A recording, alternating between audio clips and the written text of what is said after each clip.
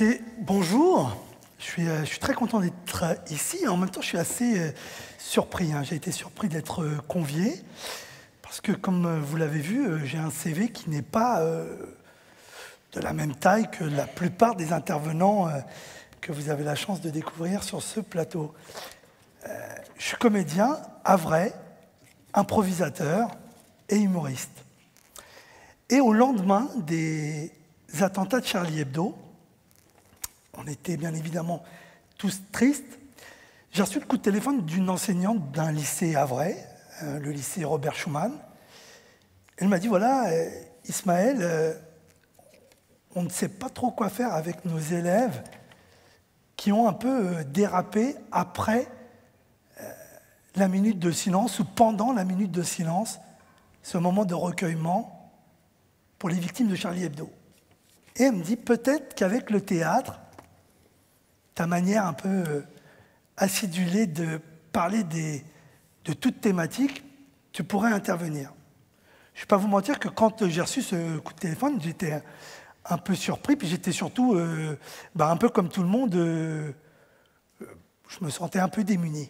J'étais triste parce qu'en plus ils avaient assassiné le dessinateur de mon enfance. Cabus était quand même le gars qui animait Récréa 2 pour moi. Et du coup, j'étais touché. Et puis, j'ai commencé à réfléchir à ce que je pourrais bien faire, moi, dans ce lycée Robert Schuman de Criouville. Je me suis senti un peu légitime. Parce que je me suis dit, bon, finalement, ton téléphone sonne, c'est un peu normal, parce que t'es comédien, t'es musulman pratiquant, et la caricature, c'est ton métier. Parce que quand on est improvisateur, et surtout humoriste, la première chose qu'on fait, c'est de caricaturer les autres. Donc je me suis dit, c'est vrai que parler de la caricature à des lycéens, je m'en sentais capable. Parler de l'islam, je ne suis pas imam, mais j'ai ma pratique. Alors du coup, j'ai dit, ok, moi je veux bien rencontrer les enseignants, et puis qu'on voit ensemble comment s'est passée leur journée, pourquoi ils se sentent démunis, quelles sont leurs difficultés, c'est quoi les réactions des élèves, parce qu'après tout, je n'étais pas avec eux en classe. Alors, je suis allé au lycée Robert Schuman, je suis rentré dans une salle de classe qui s'est improvisée salle de réunion, et là, j'ai été replongé quasiment pendant mes années lycée. J'avais vraiment l'impression de rentrer dans une salle des classes et d'être à mon conseil de classe. Non, vraiment, j'avais devant moi une chaise libre, qui était bien libre, et autour, un certain nombre de professeurs de mathématiques, d'histoire, et qui avaient à peu près tous la problématique. Ils ne savaient pas comment gérer. Alors, ils ont tous essayé de gérer avec les outils qu'ils avaient, quoi. Mais est-ce qu'on donne les outils à des enseignants pour gérer ces situations-là? Alors, à l'époque, on peut se dire qu'on peut être surpris par ce type d'événement et que du coup on est pris de court. Mais aujourd'hui, est-ce que les enseignants sont formés? Je ne sais pas si ça a bougé beaucoup depuis. En tout cas, ce que je leur ai dit, c'est ce que je vous dis à vous aussi, c'est que quand on est comédien, qu'on caricature, une chose est sûre, c'est qu'on n'est pas magicien. Donc, je ne pouvais pas arriver en classe, puis tout de suite, pa! Et bien sûr, tout le monde repartait dans la joie et la bonne humeur, et on vit dans le monde de Casimir. C'était pas possible. Mais par contre, ce que je pouvais faire, c'était mettre en scène des situations où on allait caricaturer, où on allait pouvoir parler du curseur de la liberté d'expression, où elle commence, où elle s'arrête, et que du coup, on allait pouvoir les interroger, ces jeunes, et puis voir leur réaction surtout sur ce qu'ils allaient voir de ces situations. Donc on a mis en place ce qu'on a appelé un spectacle de théâtre interactif, pas vraiment du théâtre forum. Si certains d'entre vous connaissent le théâtre forum, les étudiants, les lycéens, les jeunes, n'importe qui, le public qui assiste peut directement monter sur scène pour donner son point de vue. Là, le théâtre interactif, c'était un peu une forme un peu différente. On était les outils, nous les comédiens, de l'expression des jeunes. C'est-à-dire qu'on allait leur poser des questions, face à leurs réactions, on jouait des scènes. Donc on a réuni, le lycée Robert Schuman l'a fait, les classes, ou en tout cas peut-être les éléments qui avaient un peu provoqué lors de cette minute de silence, et puis on a commencé à parler de la liberté d'expression. Alors, on a posé la question très simplement. Pour vous, c'est quoi la liberté d'expression? Alors forcément, nous, on le dit avec nos mots à nous. Hein. Moi, je suis comédien, là, j'essaye vraiment de parler dans un français soutenu, celui de mes aïeux, Molière et Voltaire. Bon, là, dans cette classe, je me suis un peu laissé aller. J'ai essayé de parler un peu plus direct, un peu plus franco, avec les jeunes que j'avais devant moi. Et du coup, leur réponse, c'est la liberté d'expression, on fait ce qu'on veut, on dit ce qu'on veut. C'est ça, la liberté d'expression. Alors du coup, on repartait, on montait sur scène, on partait de ça. Puis du coup, on allait très loin. Tellement loin qu'on arrivait à les choquer. Et comme on les choquait, ils nous disaient « Non, mais n'importe quoi, vous n'avez pas le droit d'être raciste, monsieur. » Ah, d'accord, on n'a pas le droit d'être raciste. Okay. Donc vous avez vu, on les avait choqués. Donc on reprenait la situation, on changeait, puis on adaptait par rapport aux réactions qu'ils avaient. Et puis, il y a quelque chose qui est assez excellent dans cette manière de fonctionner, c'est qu'on va finalement libérer la parole. Alors, libérer la parole, c'est ce que en fait, je viens présenter devant vous. C'est parce que finalement, mon travail à moi, c'est juste de jouer sur un plateau plus ou moins grand, devant plus ou moins de monde. Mais là, ce qui était intéressant, c'est que je ne jouais pas mon texte à moi, je ne jouais pas un texte écrit par un bel auteur, je jouais le texte qui était dans les têtes de ces lycéens. Et du coup, ça permet quoi? Ça permet d'avoir leur réaction, puis ça permet de confronter les idées. Ça permet aussi de se dire, là, non, je ne suis pas d'accord avec toi. Puis ça leur permet à eux aussi de débattre. Et puis à tous les lycéens qui finalement n'avaient pas d'idée sur le sujet, de peut-être s'en forger une.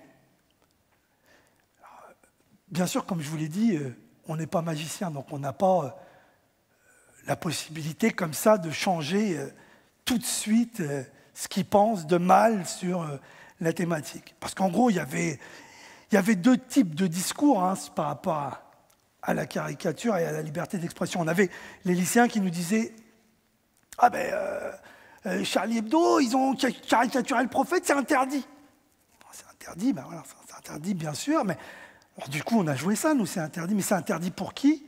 C'est interdit pour les musulmans, d'accord? Les musulmans, est-ce que ce n'est pas une association, finalement une communauté qui a signé le même règlement intérieur? Quand tu joues au foot, tu respectes les règles du foot. Quand tu joues au basket, finalement les règles du foot.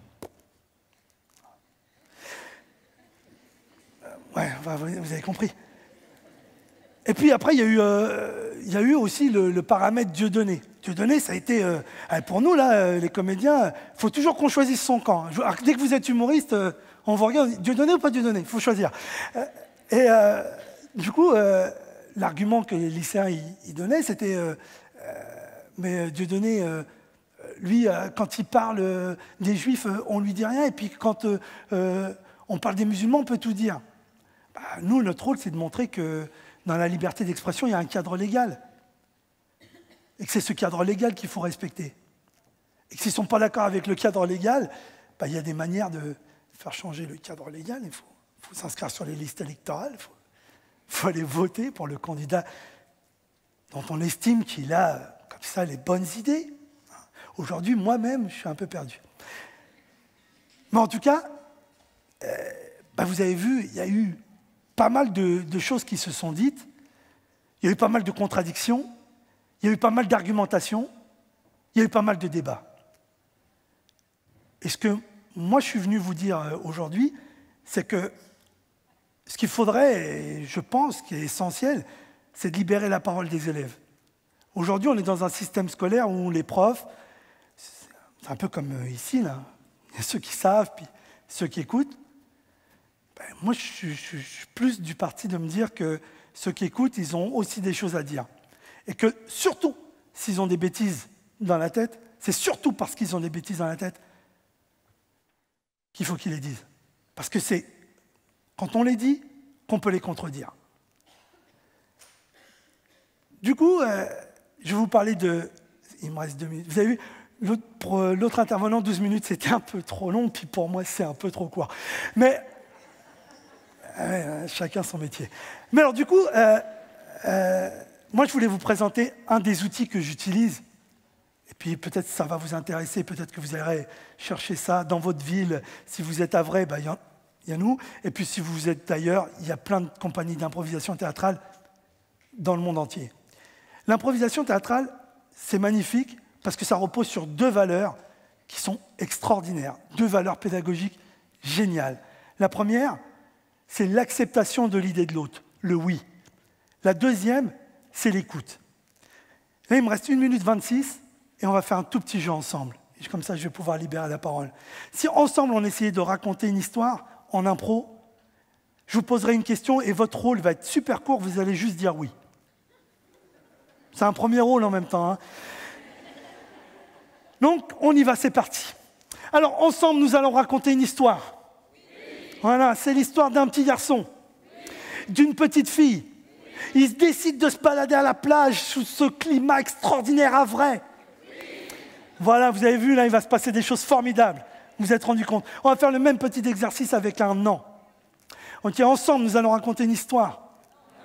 C'est l'histoire d'un petit garçon, d'une petite fille, d'un lapin. Ouais, bon, vous avez compris qu'on ne va pas réussir. Et donc, en impro, le oui, accepter l'idée de l'autre, c'est essentiel. Et pour accepter l'idée de l'autre, il faut l'écouter.